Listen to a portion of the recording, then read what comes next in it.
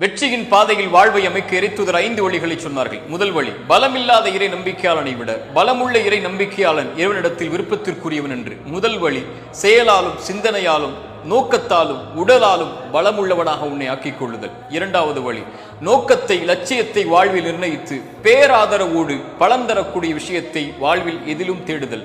மூன்றாவது, தேடக்கூடிய விஷயத்திற்காக இறைவனிடத்தில் உதவி தேடுதல், அவனை தவிர யாரும் கொடுக்க முடியாது என்ற நம்பிக்கையில்.